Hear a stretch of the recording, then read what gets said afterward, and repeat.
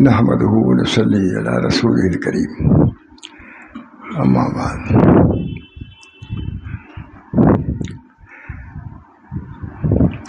لا تنقضی عجائبہ ولا یخلق من کثرۃ الرد۔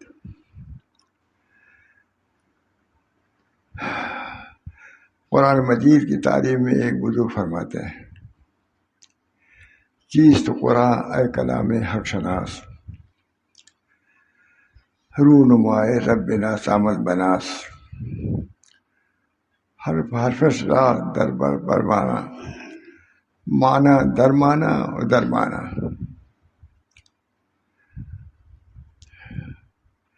دیدار خداوندی کے لیے اللہ جل شانہ کو دنیا میں نہیں دیکھ سکتے، البتہ کلام اللہ کا پڑھنا گویا دیدار خداوندی کا نعم البدل ہے۔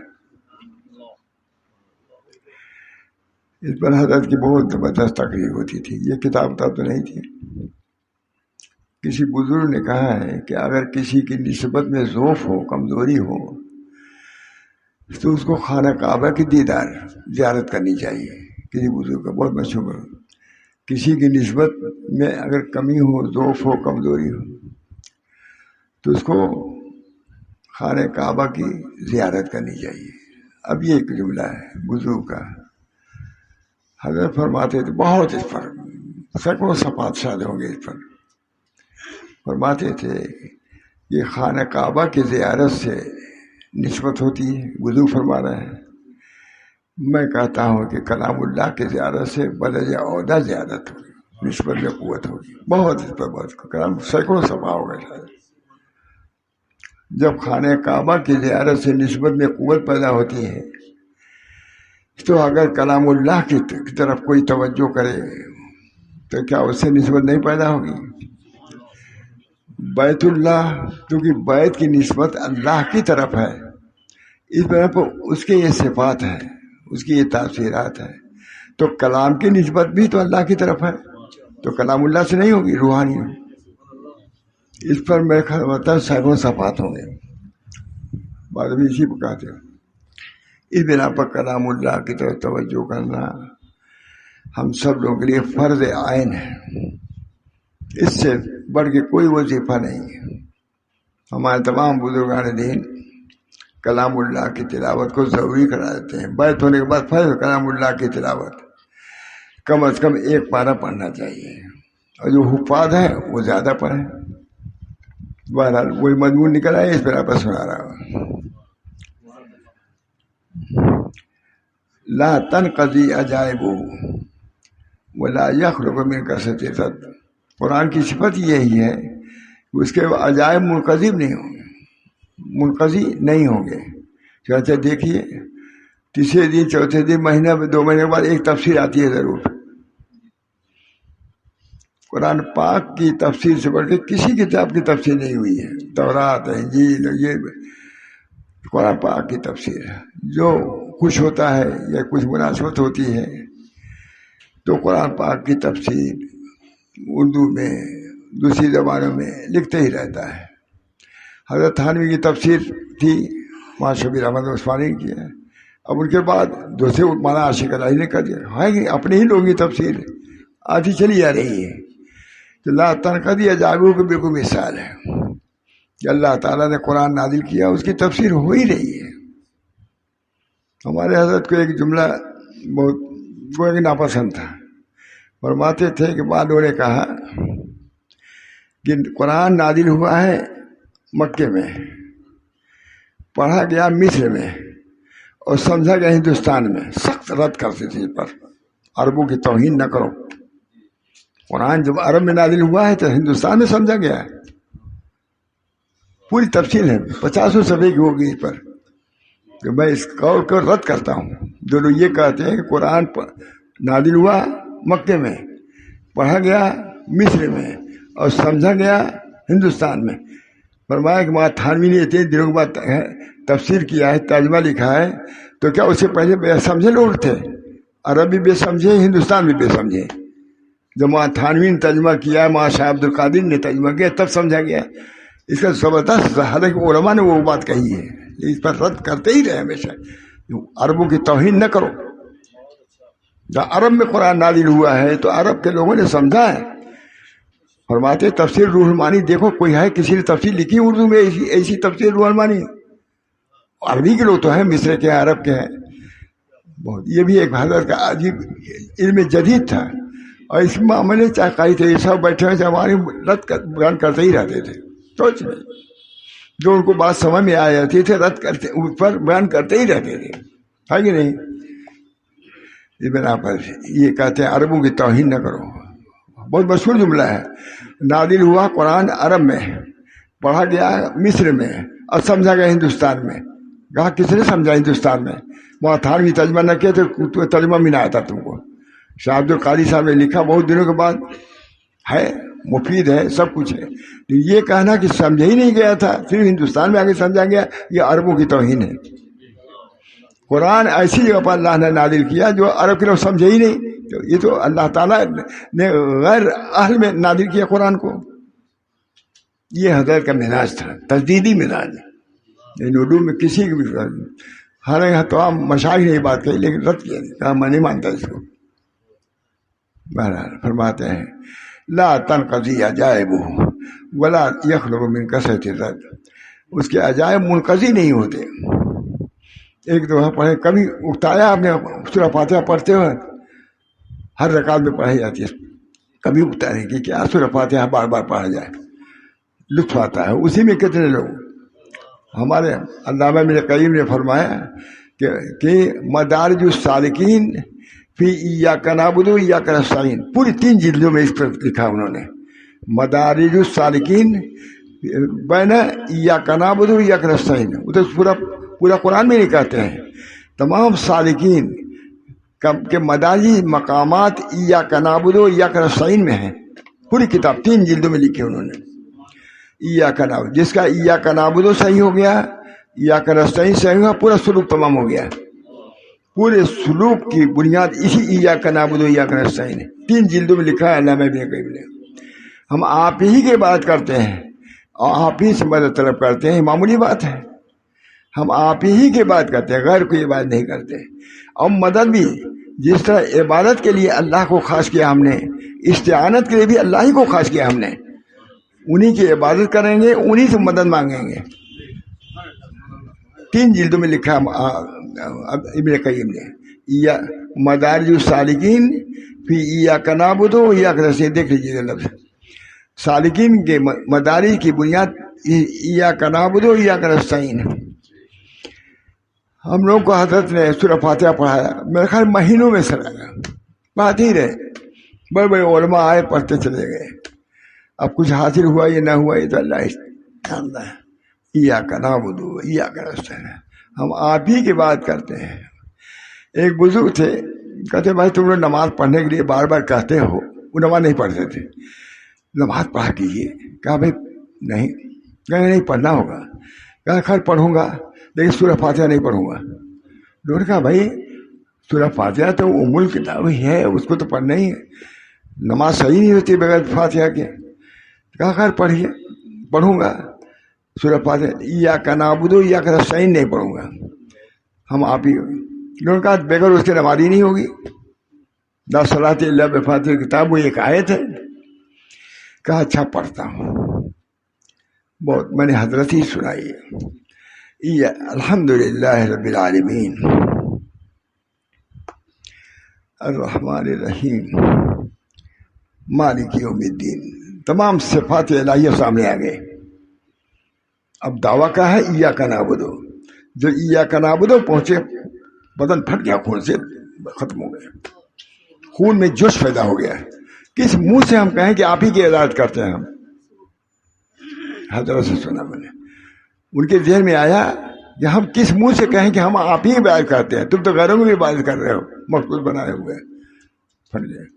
کہا سب پڑھاؤ, سورہ فاتحہ نہیں. کہا نہیں سورہ فاتحہ پڑھنا ہوگا.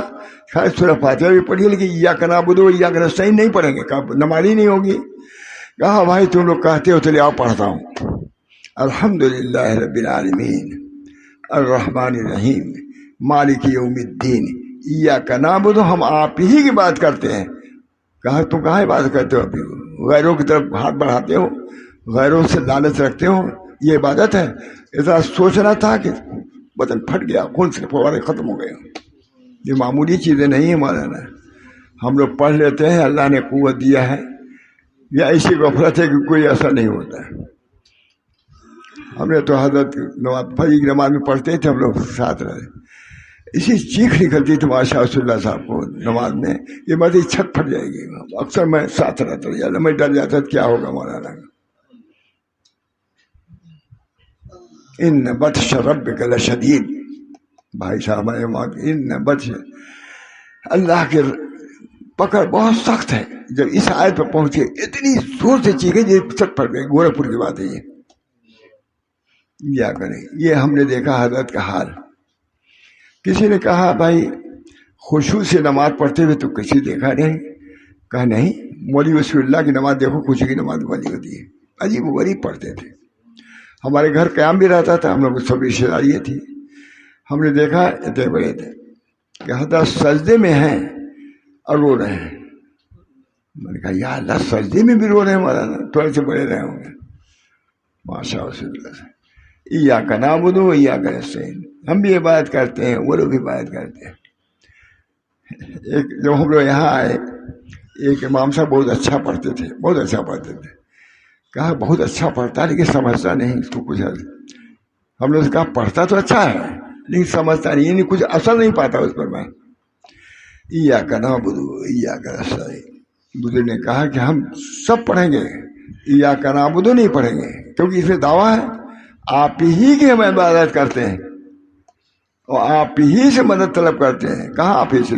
غیر ہمارے بغیر سب سے مدد مانگتے ہو، امید رکھتے ہو. اس کی وجہ سے بند پھٹ گیا، ختم ہو گئے. بہرحال اللہ تعالیٰ ہم سب لوگوں کو قرآن پاک سے تعلق نسبت پیدا فرمائے، اس کے تلاوت کے حق ادا کرنے کی توفیق و رحمت فرمائے. فرماتے ہیں دیدار خداوندی اس لیے کہ اللہ جل شان دنیا میں دیکھنے ہوتے. اللہ کا کلام پڑھنا گویا دیدار خداوندی کا نعم البدل ہے. اللہ کا کلام پڑھنا. فرماتے تھے کہ ایک بزرگ کا قول ہے کہ جس کی نسبت میں ضعف ہو، جس میں نسبت میں کمزوری ہو، اس کو خانہ کعبہ دیکھنا چاہیے. اس پر میرا خیال مضمون شاید 50 صفحہ کا ہوگا، میں نہیں کرتے. اب ایک بزرگ کا مقولہ ہے، کتنا عمدہ ہے، ہم سب لوگ خوش ہو گئے.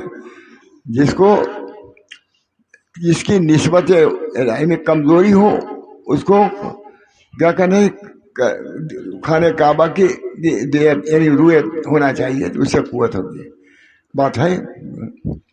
فرمایا ایک دن کہ میاں خانہ کعبہ بیت اللہ ہے نا، بیت کی نسبت اللہ کی طرف ہے. اس بیت میں اتنی قوت اللہ نے دیا اپنی نسبت کی وجہ سے کہ نسبت میں کسی کی ضعف ہو تو اس کے اندر قوت ہو جائے گی. تو اسی وہی نسبت کلام اللہ کو ہی تو کلام کو بھی ہے، اللہ کے کلام کو بھی وہی نسبت ہے. جو بیت کو بیت اللہ کو، وہی کلام اللہ کو ہے. تو بیت اللہ سے تو نسبت میں قوت آوے اور کلام اللہ سے نہیں آئے گی. اس بنا پر سب لوگ بیت اللہ تو جا نہیں سکتے، بہت اس پر بحث ہے. سب لوگ بیت اللہ تو جا نہیں سکتے، کلام اللہ سب کے سامنے ہے. تو اب یہ کہو کہ نسبت میں ذوق جس کے ہو کلام اللہ کی طرف توجہ کرے، نسبت کبھی ہو جائے گی. یہ آپ کو مضمون ابھی آئے نہیں سامنے آ گئے، بہت 50 صفحہ ہوگا. جو ایک مضمون سے شروع کرتے تھے تو مہینوں اس پر بیان کرتے رہتے تھے. اس پر بھی ایسی دعا کیجیے. ہم ہی لوگ مخاطب رہتے تھے. اللہ تعالیٰ ہم سب لوگوں کو کلام اللہ سے صحیح تعلق پیدا کرے. ایک دفعہ طے ہوا کہ کلام اس میں قائد ایسا ہوا سبھی لوگ رہتے تھے بھائی کلام اللہ حقیقی کی تلاوت کون کرے گا. تو منتخب ہوئے. ہندوستان میں 52 ضلع ہیں. عجیب عجیب انداز تھا، یہ سب کسی کو پتا ہوتا تھوڑے نا. ہندوستان میں 52 ضلع ہیں، تو 52 آدمی تیار ہو جاؤ تلاوت حقیقی کے لیے. تو ہم بھی تجویز ہوئے. 52 ضلع ہیں، ہر ضلع سے ہندوستان میں ایک آدمی تیار ہو تلاوت حقیقی تلاوت اللہ کی کرے گا. حضرت کے اثرات ہوتے ہیں یہ سب لوگ اگر ہر ضلع کا ایک آدمی تیار ہو جائے نجات ہو جائے گی. تلاوت حقیقی رسمی تو ہو ہی رہی ہے. 3 پارہ پڑھ رہا ہے، کوئی 5 پارہ پڑھ رہا ہے، روز ختم کر رہا ہے. تلاوت کر. اللہ تعالی ہم سب لوگوں کو تلاوت حقیقی کی توفیق بنا. سب سے زیادہ نسبت جو پیدا ہوتی ہے نسبت میں قوت کلام اللہ سے ہوتی ہے. کہ جتنی دوسری چیزیں ہیں سب اللہ کے غیر ہیں، لیکن کلام اللہ وصف ہے کیا ہے. کبھی بات اس پر ہوتی ہے کہ جتنا کلام کو اللہ سے تعلق ہے اتنا رسول کو بھی نہیں ہے. رسول مخلوق ہے اور خدا غیر خالق ہے، اور کلام اللہ کے بارے میں یہی ہے کہ خالق ہے مخلوق کیا ہے. تو جتنا کلام کو نسبت اللہ کی طرف ہے اتنا رسول کو بھی نہیں ہے. اس بنا پر کلام اللہ سے جو نسبت پیدا ہوگی اور کسی چیز سے نہیں ہو سکتی. اور فرماتے تھے ان بزرگ نے جو کہا کہ بیت اللہ کی جا کے زیارت کرو. کتنے لوگ ہیں جو بیت اللہ جائیں گے؟ میں کہتا ہوں کلام اللہ سے تعلق پر نسبت پیدا ہو جائے گی. بہت اس پر شد و مست بات کرتے تھے. انہوں نے یہ کہا کہ جس کی نسبت میں کمزوری ہو وہ کہا جائے بیت اللہ کا. سب لوگ جا سکتے ہیں؟ کتنے لوگ گئے ہیں؟ اب کلام اللہ یہ رکھا ہوا ابھی آپ حاصل کر لیجیے. معلوم ہوا کہ اللہ تعالیٰ نے سلوک کو آسان کیا اور عام کیا ہے. بیت اللہ پر منحصر نہیں ہے کہ وہاں جاؤ گے تو نسبت میں قوت ہوگی. کلام اللہ تمہارے اندر ہے. بیت کو نسبت وہ مخلوق ہے، خدا خالق ہے. اور کلام کے بارے میں تو ابھی یہی نہیں تھا مخلوق ہے خالق ہے کیا ہے نا نسبت اصول عقائد کے اصول میں سے ہے. اس وجہ سے کلام کو جو نسبت اللہ کی طرف ہے بیت کو بھی نسبت اللہ کی طرف وہی نہیں ہے. بیت الگ ہے کلام، اور کلام اللہ کہتے ہیں نفسی ہے لفظی ہے کہ نہیں، بہت پوری ہے سارا. بہرحال اللہ تعالیٰ نے ہم سب نے کلام اللہ کی دولت سے نوازا ہے. میں خود کوتا ہوں، میں بھی ان لوگوں میں سے طے ہوا تھا کہ تلاوت حقیقی کیا کریں گے. دعا کیجیے نصیب ہو جائے. چند لوگ تھے جو خانقاہ میں رہتے تھے، کون کون تلاوت حقیقی یہ فلاں جامی صاحب فلاں. اللہ تعالی ہم سب لوگوں کو تلاوت حقیقی کرنے کی توفیق فرمائے. اللہ کا کلام سوچو، تم غیر کے کلام سناتے ہو کتنی توجہ ہوتی ہے، اور اللہ کا کلام پڑھتے ہو اس کی طرف توجہ نہیں. بڑی تفصیلی بات حضرت فرماتے تھے، میں تو بولنے والا بھی نہیں تھا. یہ اللہ تعالیٰ نے اتنی بات کہلا دیا، اس کی تفصیل جتنی بھی آپ لوگ کر سکیں کریں. پوری تمام وظائف میں سب سے پہلے تلاوت کلام اللہ. وظائف ہیں کلمہ طیبہ بعد میں کلام تلاوت کلام اللہ سے. اللہ تعالیٰ ہم سب لوگوں کو تلاوت کلام اللہ کی توفیق دے. یتلو علیہم آیاتہ ویزکیہم، مطلب کہ تلاوت کلام اللہ سے تزکیہ بھی ہے، تعلیم بھی ہے. اللہ تعالیٰ ہم سب کو توفیق دے. کچھ نہ کچھ تو معمول رکھنا ہی چاہیے. لکھا ہے اتقان میں کہ کم سے کم 2 مہینے میں تو ضرور ختم کر لینا چاہیے آدھا پارہ. اور ہمارے ہاں ہم جو سلسلے 1 پارہ سے ضرور کہتے ہیں ناظرہ خاں کے لیے، اور حافظات کے لیے 3 پارہ کچھ ایسے ہی ہے لکھا ہوا سب ہے. اللہ تعالیٰ ہم سب لوگوں کو تلاوت کلام اللہ سے شغف پیدا فرمائے، اور اس کو اہم الوظائف سمجھنا چاہیے. وظائف میں سب سے اہم، سب سے مفید، سب سے ضروری تلاوت کلام اللہ. اللہ تعالیٰ ہم سب لوگوں کو توفیق دے. وآخر دعوانا ان الحمد للہ رب العالمین. اتنی بات کہہ دیا، کہہ سکتے ہیں لیکن ہو سکتا ہے کہ دیر بھی ہو جائے. اس وجہ سے میرے لیے پہلے تو میں دعا کی درخواست کرتا ہوں کہ اللہ تعالیٰ ہم سب کو صحت و عافیت کے ساتھ رکھے، اور اپنے دین کی خدمت کی توفیق دے، دین پر عمل کرنے کی توفیق دے. دین عام ہے، عقائد ہیں، آداب ہیں، اخلاق ہیں، معاملات ہیں، یہ سب دین کے شعبے ہیں. اللہ ان تمام شعبوں پر اللہ تعالیٰ ہم کو عمل کرنے کی توفیق دے. ہم کو، ہمارے بچوں کو، نسلین بلکہ تمام مسلمانوں کو اسی میں فلاح ہے، اسی میں عافیت ہے، اسی میں اللہ کی رضا ہے، اسی میں اللہ کی خوشنودی ہے. دعا کیجیے درود شریف پڑھ کر کے. اللہم صلی اللہ سیدنا نبی صلی اللہ علیہ وسلم. اللہم صلی اللہ سیدنا نبی صلی اللہ علیہ وسلم. اللہم صلی اللہ سیدنا نبی صلی اللہ علیہ وسلم. حضرت ماشاء صلی اللہ صاحب بہت شد و مست سے مضمون بیان فرماتے رہتے تھے. اللہ تعالیٰ نے آج مجھ سے تھوڑا سا کہلا دیا ہے. اللہ مجھے بھی عمل کی توفیق دے، آپ سب حضرات کو، بلکہ ساری امت کو. دائرے کے حضرت کے مجلس میں سب علماء ہی زیادہ رہتے تھے، دارالعلوم کے یہاں کے علامہ بھی رہتے تھے کبھی، لیکن یہ کہ مدامین یہی بیان کرتے رہتے تھے. اسی کے ہم نے نقل کیا ہے. اللہ تعالیٰ ہم کو توفیق دے، خود عمل کی، ہمارے بچوں کو، سارے عالم کو۔ ربنا آتنا فی الدنیا حسنہ وفی الآخرۃ حسنہ وقنا عذاب النار۔ ربنا لا تزغ قلوبنا بعد اذ ہدیتنا وہب لنا من لدنک رحمہ انک انت الوہاب۔ یا اللہ قرآن پاک کے حقیقی تلاوت کی ہم کو توفیق دے، اس کے فیوض و برکات سے مالا مال فرمائے، اور سارے عالم میں اس کے انوار کو عام و تام فرما دے۔ ربنا تقبل منا انک انت السمیع العلیم برحمتک یا ارحم الراحمین، بحرمت سید نبی الکریم صلی اللہ تعالی علیہ وسلم۔